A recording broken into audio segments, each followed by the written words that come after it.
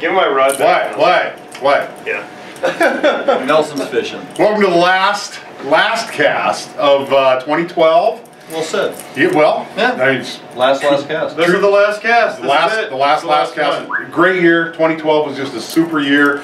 You know, if Steelhead not on fire as we would hope, but still there's a lot of fish out there, enough to catch. And really kind of a lost art these days is back trolling, also known as hot shotting for steelhead. Great way to catch steelhead, but really for wild steelhead, tough to beat, especially for big trophy steelhead. A lot of the really big fish that you hear about being caught are caught on plugs, mainly because they're just territorial. Those big bruisers, you wiggle a plug in their face and hold it there for a while, they're going to crush that thing.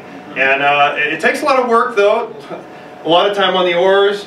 You know, I mean, I used to do it for a living, and I tell you what, by the end of April, my back would be just shot. But I love it for catching really big steelhead. Now, you heard of a big one coming out of the hump tulips. We don't know what it was caught on. I mean, a monster steelhead was taken out there a couple days ago by Mike Ainsworth. Yep. Could have been caught on the plug. I'll give Mike a call, and I'll get the story on this whole thing. Great way to go, though. And, of course, the hot shot. I don't know if you can see that one there, but one of the best plugs ever invented for steelhead, the Hot Shot 35. This time of year, actually, all the way through the winter, I would definitely have rattles in my plugs. I ran those 95% of the time. The only time that when I was guiding full-time that I would go away from rattles is when we had those springtime conditions where it didn't rain for a couple of months.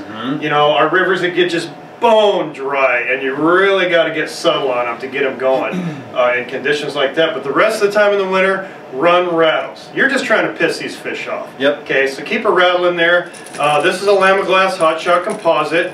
One of my favorite rods. One-piece rod. This rod is only 7.5 feet long. I'm not a big fan of really long rods. I'm always working in along the lumber, along the brush, along the structure. No advantage to a long plug rod. No. So you want a fast action rod. They make the Hot Shot composite, the 801, the 802. The 801 is a little bit lighter. It's 8 to 15. The 802's 10 to 20. Nice thing about that 802, you can run quick fish with it as well. So it's kind of a good crossover rod. Braided line. I fish braided line. A lot of guys run mono. This is 30-pound Power Pro. I've got a bumper on there. What's that? About 5 feet of 20-pound. Maximum leader down to my hot shot. And generally I'll run the drags just a little bit lighter with braid. You want them to hit that plug and turn with it a little bit before it comes tight. And then a hot shot 35. I mean, the colors run the gamut. This time of year, I don't think you could go wrong with an orange or a Dr. Death. A Dr. Death is like a cerise, kind of a pink color. You got it right there. You mean this one? That one right there that's going in your pocket. Luckily I've got a treble hook on there so it can't go in your pocket. Well. This one right here, that flame orange, that's a really good one in clear water with low light conditions. First thing in the morning, in the afternoon, or if you come into a run that's got a bunch of shade on it, a really dark run, even in clear water, that thing, boy, they'll smoke that. It lights up, definitely lights up. So one of the most important aspects of plug fishing, Rob, if you stick that towards the camera there, is reading the rod tip. As that plug is working, it's gonna be just have a consistent. It's gonna have a consistent action or a rhythm. And as you move through the run, that rhythm's gonna change. It's gonna change because of your boat speed down and the difference in the current through the run. Okay. Sometimes that bite on that plug will just be a stopping of that plug because obviously it can't dive when it's in a fish's mouth.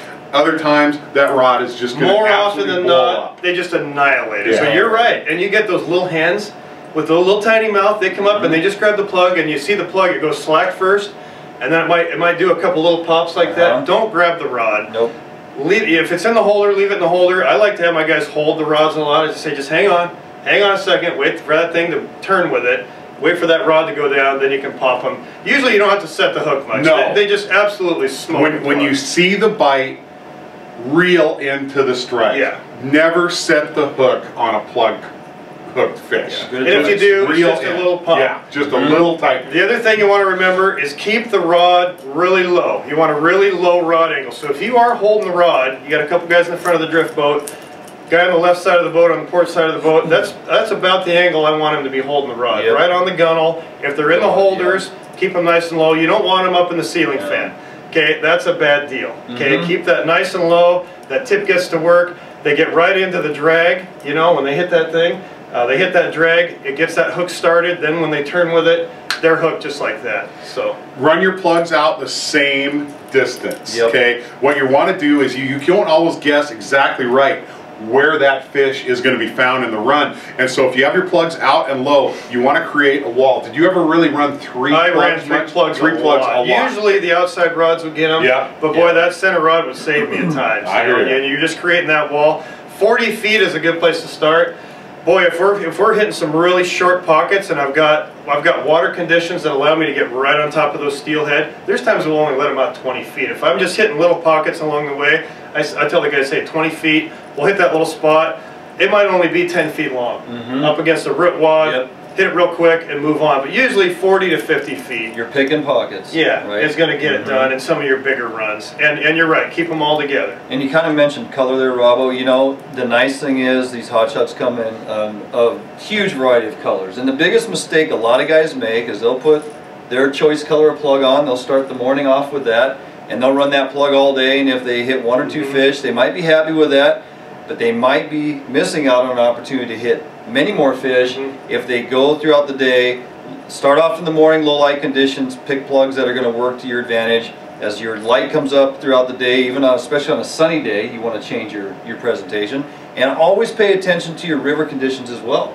Your watercolor in the morning could be drastically different by late afternoon. It could clear up. You don't want to run as bright of plugs or things that are going to push them off. You want to make sure you're sending something out that's going to make them mad and make them strike, not push them away. I agree. Now, as you move through the hole, you don't really want to try to get your plugs set up in the head end of the hole because you have turbulent flow in the hole.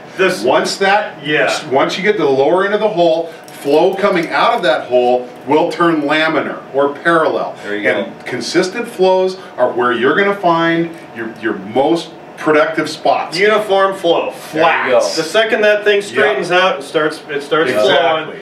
And when I was guiding, I would try to get my plugs as far into the top of the hole as I could. Okay, especially in low water conditions, they're going to be tucked right up in the head of that hole. And then as far as backing them down, as you're moving down through a run, you got root wads, you got rocks, you got targets throughout that run.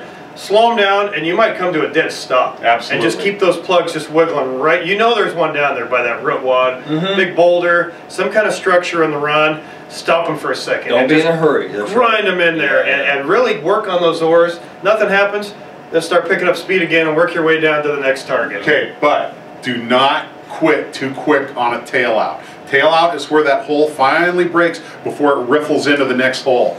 Don't give up too quick on a tail out, because what happens is if you're running 2 or even 3 plugs, you can push that fish down to the point he has to make the decision whether he's going to retreat down on the next hole or come back and attack one of your plugs. The biggest fish that I ever caught on a plug was in water, and I was just about to give up on it because we were under 2 feet of water depth, closer to a foot, and I thought, okay, we're just about done here, guys, and it doubled over, and it turned out to be a 27-pound buck out of the salt duck. There you go. Big fish, a lot of fun, you know, and it is kind of a lost art because guys just don't want to work so hard nowadays. But I tell you what, when I go out, I love pulling plugs because I know that I've got a good chance of putting a really huge steelhead to the side of the boat. Oh, absolutely. A lot of fun. Great way to get the less experienced angler into a fish too, because you can park the rod in a rod holder, okay? And if you're the oarsman, you want to put them in a location where you can watch both rod tips, plugging for steelhead.